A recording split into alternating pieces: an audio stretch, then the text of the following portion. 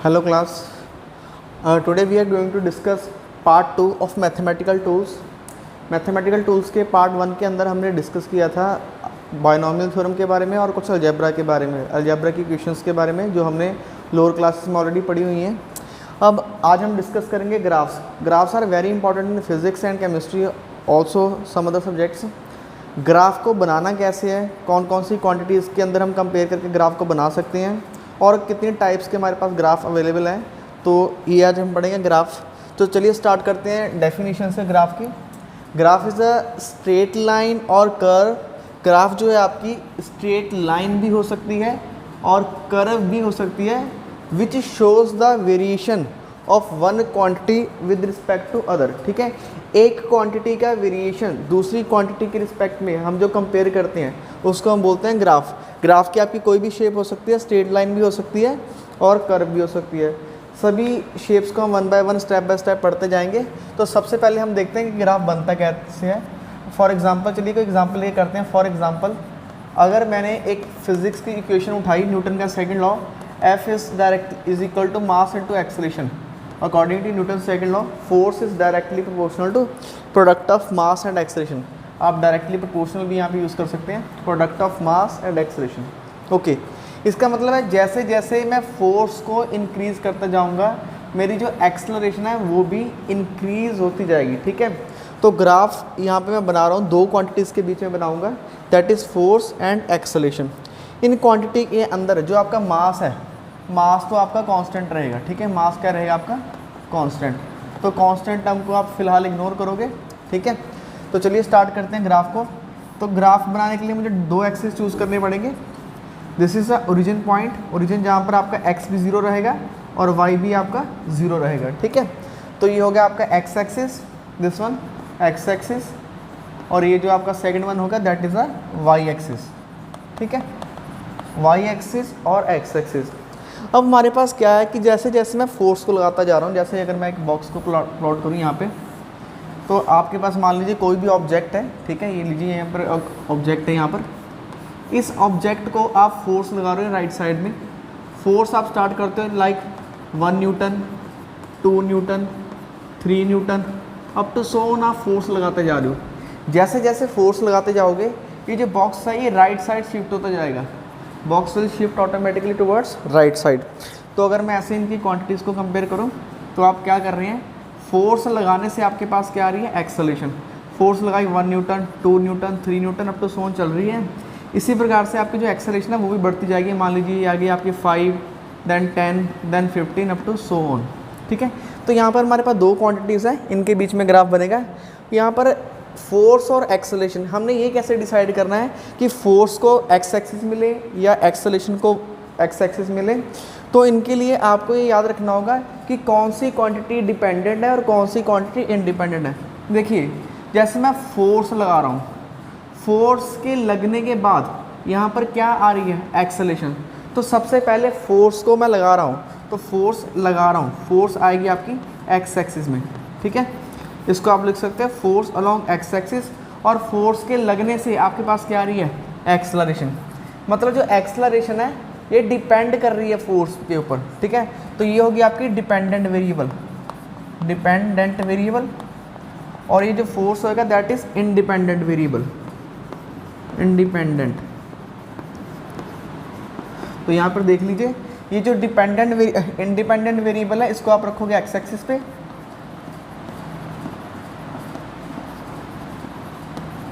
और ये जो डिपेंडेंट है, फोर्स के लगने से एक्सेलरेशन आ रहा है, दैट इज डिपेंडेंट वेरिएबल।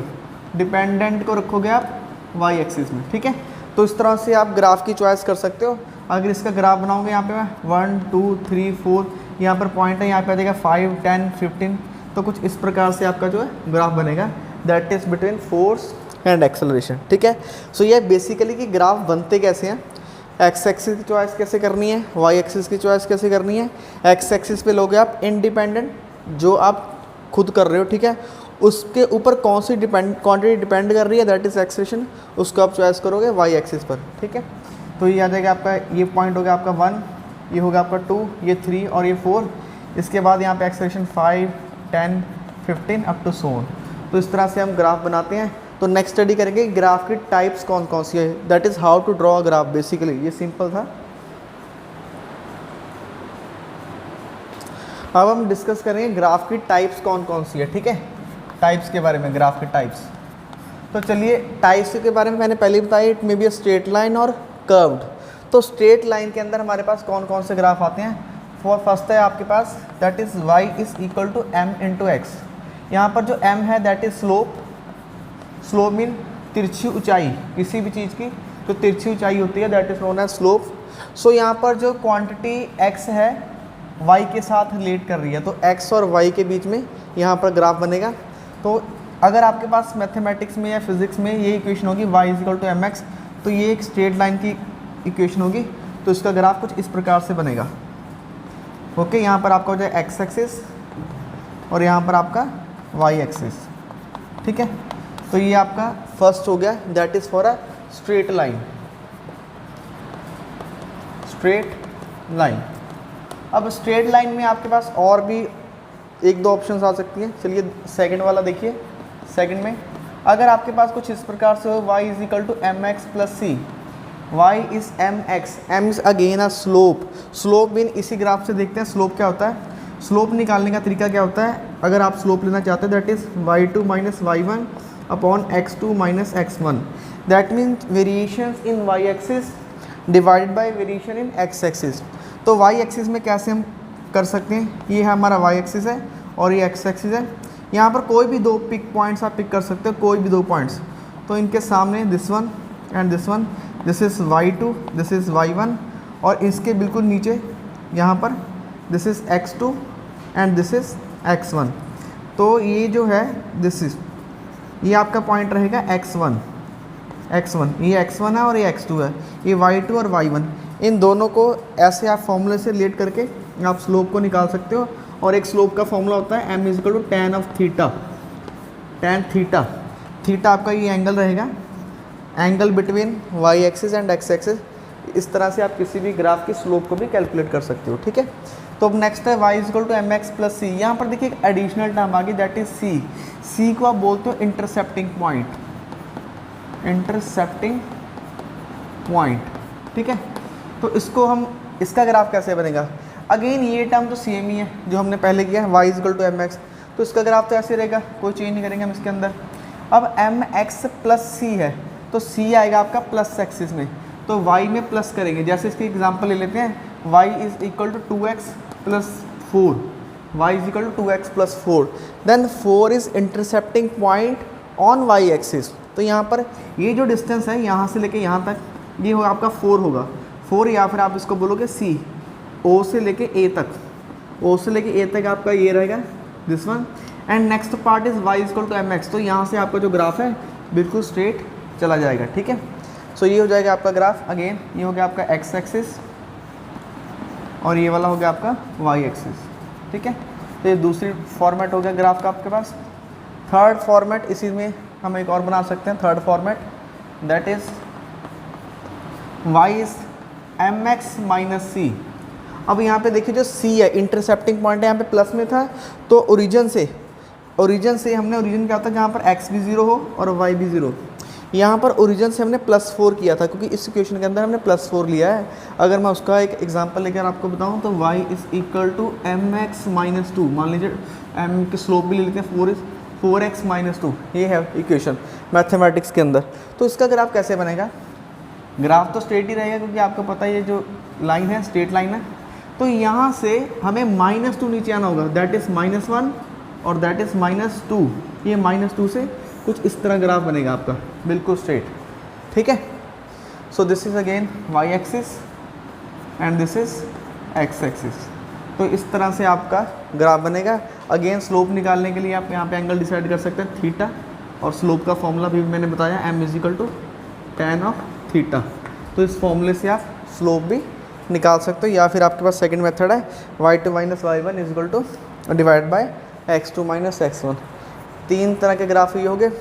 अब इन तीनों ग्राफ के अंदर हमने क्या देखा है, that is a slope is increasing. But कोई कुछ केस ऐसे भी तो हो सकते हैं जिसमें स्लोप डिक्रीजिंग हो, that is fourth one graph. कुछ ग्राफ आपके पास ऐसे भी हो सकते हैं जिसमें स्लोप डिक्रीजिंग हो, ये आपके आ गया एक्स एक्सिस और ये हो गया आपका वाई एक्सिस, ठीक है। अगर ओरिजिन से स्टार्ट कर रहे हो तो ये हो जाएगा y is equal to minus m x, ठीक है। अगर ओरिजिन से स्टार्ट नहीं करो, अगर ये ओरिजिन पॉइंट है 0 0, तो आपका होगा y is equal to minus m x. अगर ओरिजिन से स्टार्ट नहीं करोगे, मान लीजिए फिफ्थ पॉइंट में दिखाता हूँ, y is equal to minus m x plus c, तो अगेन यहाँ से स्टार्ट करो, c इंटरसेप्टिंग पॉइंट प्लस है, ये आपका 0, ओरिजिन पॉइंट 0 0, तो यहाँ से इस तरह से लाइन आएगी नीचे को, ठीक है। ये आपका x एक्सिस और ये नीचे को आपका आ रहा है y एक्सिस, और यहाँ पर अगेन x और y के बीच में जो एंगल होगा थीटा, दिस इज एंगल। ये जो डिस्टेंस है यहाँ से लेके यहाँ तक, O से लेके A तक, O से लेके A तक कौन सा डिस्टेंस होगा, C is O to A, O से लेके A तक का डिस्टेंस C। यहाँ पर ये पॉइंट को ले लीजिए O से लेके A तक, ये हो जाएगा आपका C is equal to OA। तो ये हमारा हो गया बेसिकली ग्राफ्स हो चुके हैं सारे। कौन से ग्राफ कर चुके हैं हम, that is graphs about straight line. Straight line के बाद हम देखेंगे कि हमारे पास कर्व शेप के अंदर कौन कौन से ग्राफ हैं, और उनको वन बाय वन हम नोट करते जाएंगे।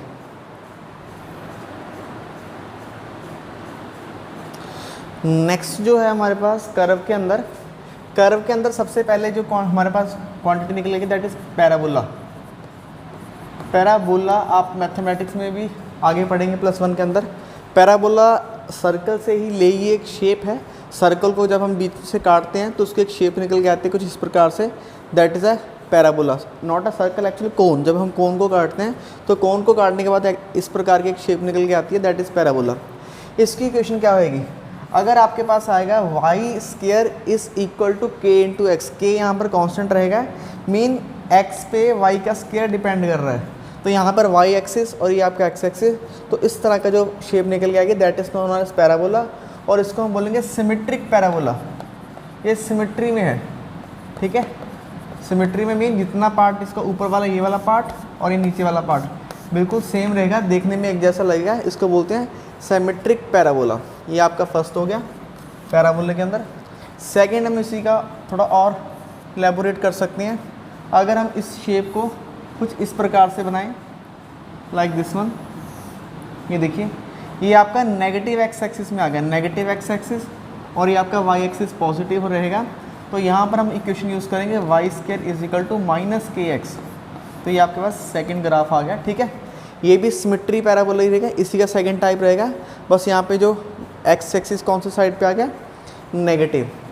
थर्ड आप बना सकते हैं, that is fourth one, like this, okay. ये फोर्थ वन रहेगा आपके पास, ये ओरिजिन से टच करता जाएगा ग्राफ, ये वाला ओरिजिन से टच होगा, तो यहाँ पर आपका हो गया वाई एक्सिस और यहाँ पर हो गया आपका X axis.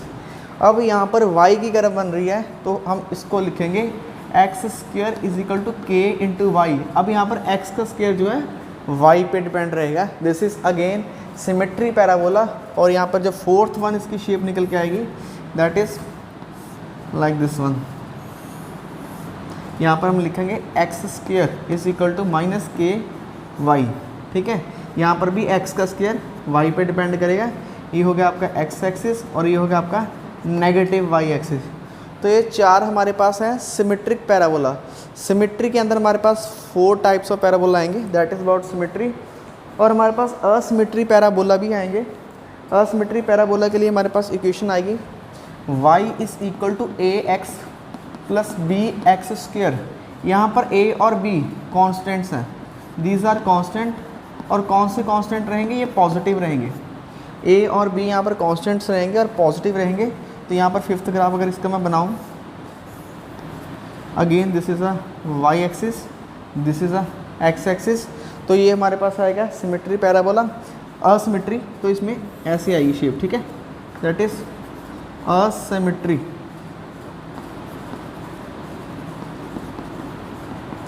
Parabola. Okay, what happen if a and b are negative. अगर आपके a एंड b जो कॉन्स्टेंट्स हैं अगर ये नेगेटिव हुए तो ये ग्राफ कुछ इस टाइप से चेंज हो जाएगा।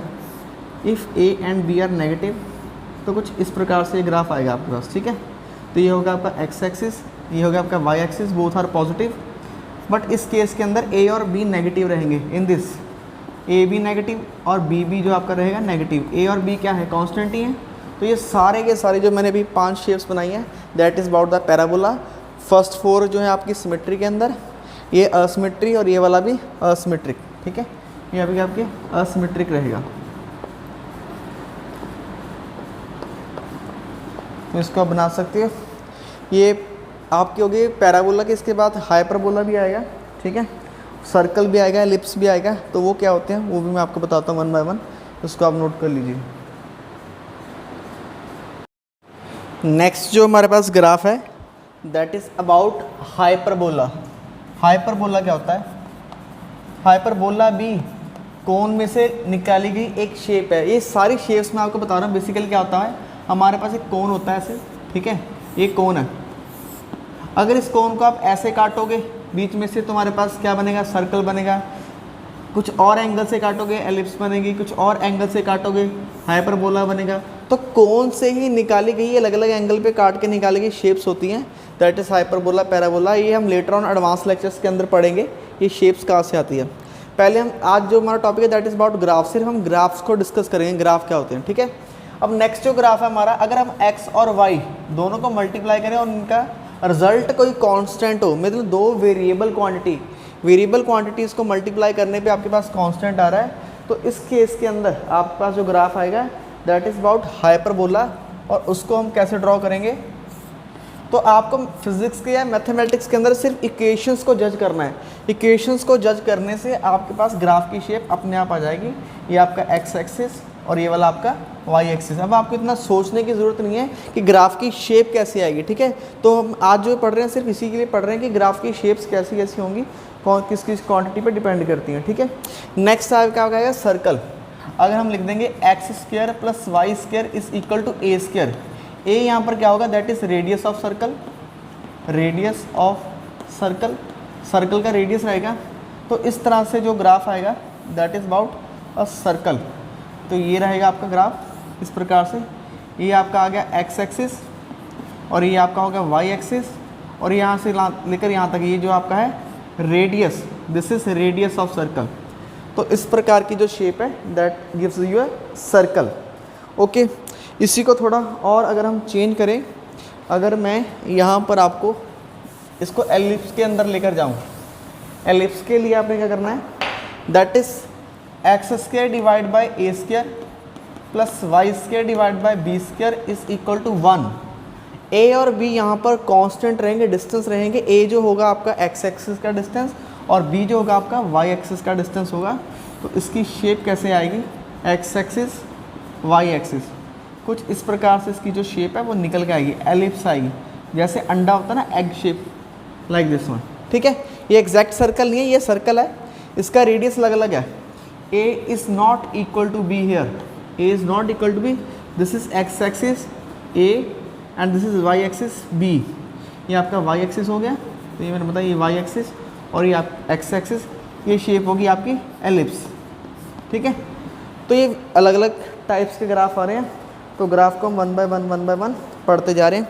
एक लास्ट में एक और जो है आपके पास exponential function y is equal to, exponential को फंक्शन को लिख सकते हैं ई रेस्ट पर minus k into x. Exponential function जो है आपका लॉग के बिल्कुल ऑपोजिट होता है। आने वाले लेक्चर्स में हम एक्सपोनेंशियल और लॉग के बारे में पढ़ेंगे। y is equal to E raised पर माइनस के एक्स, इस तरह का जो फंक्शन होगा उसका ग्राफ कैसे निकल के आएगा, y is equal to E raised पर माइनस के X, that is same like hyperbola, ठीक है। तो ये जो हमारे हो गए नेक्स्ट 4 ग्राफ, ये फर्स्ट वन, ये सेकंड वन, सेकंड आपका रिप्रेजेंट करेगा सर्कल को, that is equation of circle, and this is about ellipse and this is about exponential function, exponential function, ठीक है। तो इस तरह से हमारे पास अलग अलग ग्राफ आते हैं। तो ये हमारे पास सारा कुछ आज का जो लेक्चर है that is about the graph. तो यहाँ पर हमारे ग्राफ्स जो हैं बिल्कुल कंप्लीट होते हैं। नेक्स्ट जो हम पढ़ेंगे that is about the trigonometry, ठीक है। ट्रिग्नोमेट्री अपने आप में बहुत बड़ा टॉपिक है, थोड़ा फोबिया में 10th क्लास में भी रहता है ट्रिग्नोमेट्री का। तो आने वाले लेक्चर्स में हम ट्रिग्नोमेट्री को डिस्कस करेंगे। Thank you class.